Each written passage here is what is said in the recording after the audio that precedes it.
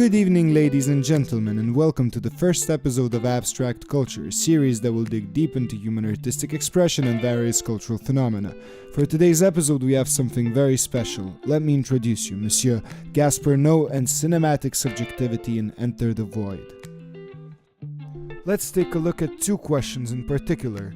First, how are various camera techniques used to express bodily bounded subjectivity in the first part of the movie, let's call it Oliver's life, and second, how is the quasi-objective of the mind expressed in the second part, in which camera acts as a representation of Oliver's death trip.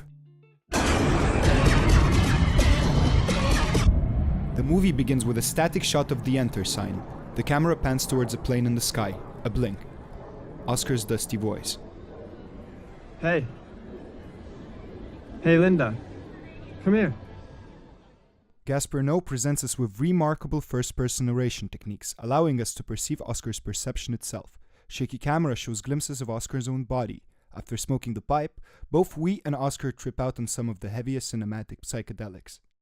Even though in the first part of the movie we mostly see point-of-view shots from Oscar's perspective, we do see Oscar from an outsider perspective as well. First, when he separates from his body during this DMT trip, and second time when he looks at himself in the mirror. Even then, Gaspar Noé is great at depicting Oscar's drugged-out subjectivity.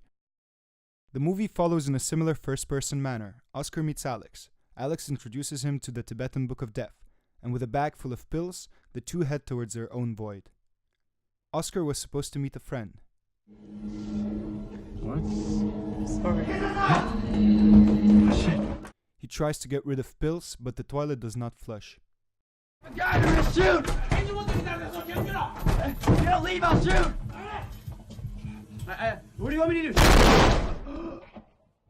The second part of the movie, Oscar's death trip, also uses quite remarkable cinematic techniques, this time trying to portray a more objective, a possible perception of the separated soul. The inspiration for the death trip is mostly taken from the already mentioned Tibetan Book of Death.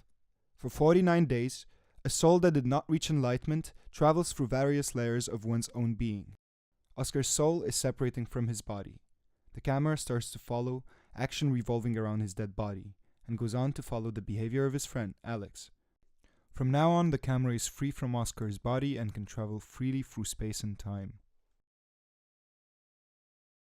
Talking about space and time, an interesting technique is used to depict Oscar's memories. In one of the scenes, the camera observes Linda's reaction to Oscar's death, after which it flows into visuals of a lamp, leading to a mid-shot from the back of Oscar as a child. His memories of childhood are depicted very similarly to his DMT trip, in a disembodied subjective manner. The movie then follows Oscar growing up from the same disembodied subjective mid-shot from the back. Not only can the camera travel through time, but also through different consciousness. For instance, in one of the scenes, the camera enters Alex's perception when he's making love with Oscar's sister. This technique is also known as the subjectification shot. The camera quite literally enters the perception of Alex. How could cinema achieve a greater sense of immersion than